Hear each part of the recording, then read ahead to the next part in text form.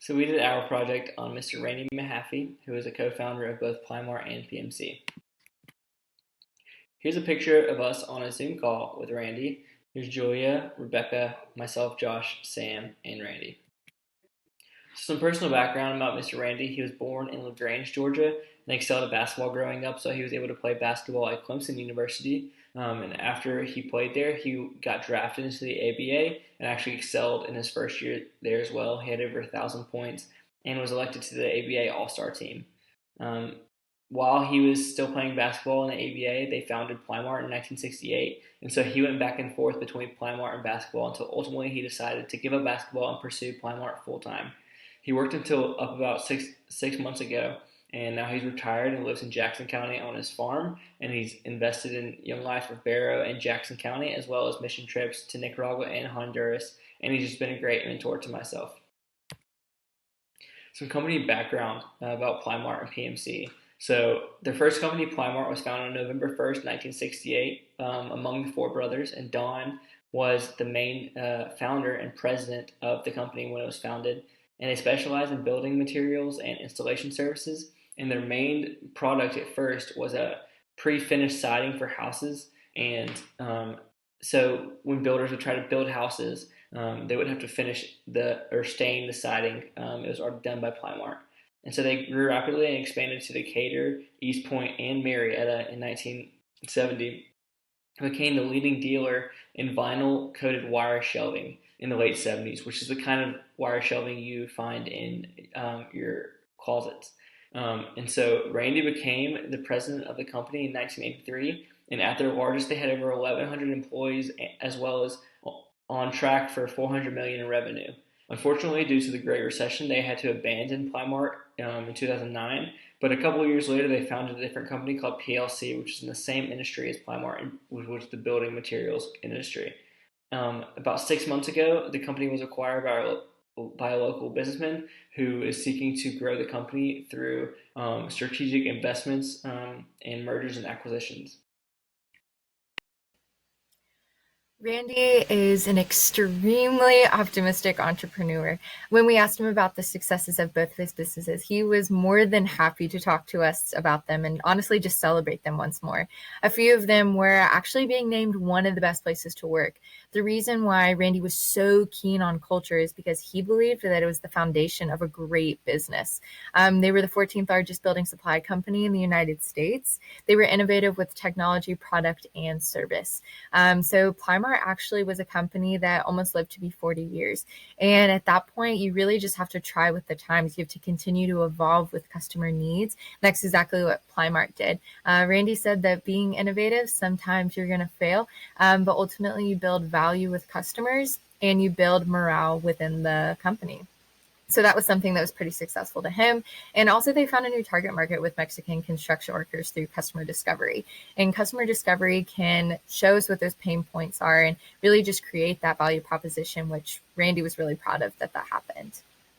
So there were some challenges as well. Most of them were external. Obviously, the economic recession in 2008 is ultimately what led to the end of Plymart.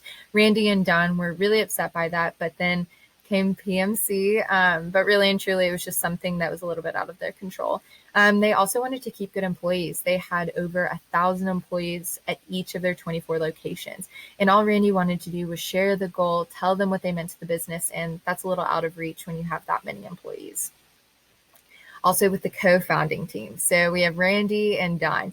We have Randy, the people person, and Don, the operational person. We can see in all of our cases that a co-founding team is crucial to the success of a business. In SmartTix, we saw that a co-founding team with differing skill sets is actually what makes it kind of mend together and create a successful business. And that's what Don and Randy had.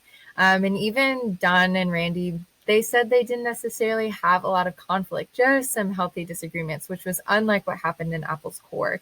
In Apple's core, we had Wozniak and Jobs who did not communicate well, and also with other founding members didn't communicate well either. And so we didn't have let's talk about the goals and what we want to do with the business and how are we going to handle this and how are we going to handle equity, which is exactly what Don and Randy did and then ultimately led to that.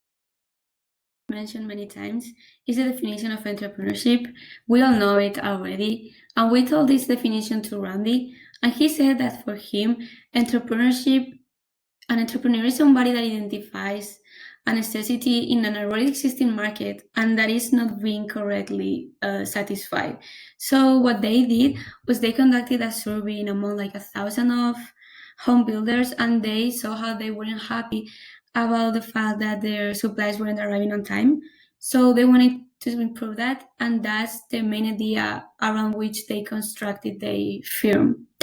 This has a lot to be with a guest speaker we had in class a couple months ago. He was Nick Hoover, the co-founder of Storage Squad, and he also said that for him, entrepreneurship, and if we wanted to entrepreneur, it was gonna be better to find an existing market in which something was not being done correctly, instead of trying to have this new brilliant idea that only some exceptional people is able to come up with. Another thing we have been mentioned is equity split. Randy teaches us his approach. For him, each members will receive in ownership the equivalent part of like how worth it they are for the company. Like how much are you going to contribute to the company? So then you will receive that as ownership. So in the case of the first company, Playmart, they set a fixed date, and in the previous weeks or months, what they were doing was just observing each other and seeing how each member will contribute, and after that they took the decision. However, in their second company, in PNC, what they did was they already knew each other, so they did from the beginning. Something that has also to be with the culture of the company, trying to make everybody feel valuable and that the founders trust on the rest of the members. We can also relate this with the Smart Trees case study, in which the owner Kohler honored his co-founders' team in equity split by means of a fair system that he designed that took into account like almost the same facts that the Mahaffey brothers took into account. So continuing with Randy's story, he was a pre-med student at Clemson as well as a member of the basketball team, and he did have plans to attend medical school following college. However, this changed when he decided to start Plymart with his brothers. And while he did not consider himself a sophisticated businessman, he did have a very unique, versatile skill set from his non-traditional background of being on the basketball team. And these skills specifically were that he was a very natural-born leader, and he also was very goal-oriented and helped lead the business in creating and executing goals. And he felt that it was very important that everyone on a founding team always plays to their strengths, and so that's what he did. And similarly, in the Savage Beast case study earlier this semester, we saw Tim Westergren's background in music also served him similarly in the Yellowwood Junction Band, where he was promoting sales as well as honing his lean budget strategies. And so what we can conclude from this is that a non-traditional, unorthodox background can actually serve someone very well in the entrepreneurship world. The theme relates to founder relations and the 3 R's. And throughout the course of both businesses, Randy and his brothers made sure that each one was contributing unique strengths and unique responsibilities. And they always made sure that the 3 R's were in check as these things evolved. For example, when Randy took over for his brother Don as president in 1983, they had to reevaluate how these things functioned and what their responsibilities looked like. And this also relates to the Frank and Dante case study, as Frank moved from tech to CTO to CEO, these things had to be reevaluated in order for them to stay in equilibrium. And so main takeaway is that it's important to prioritize the balance of the 3 R's throughout the evolution of a business, specifically as the team grows and changes. So Randy is currently retired. He did sell his last business 6 months ago, and his lasting advice to us was, first of all, to always find a comparative advantage if you're going to start a business. Second of all, to create a work culture that makes your employees excited and want to work for you. And third of all, to have fun every day. So we're really thankful for Randy for giving us this opportunity to talk to him and really just to solidify all the themes that we learned this semester in this course.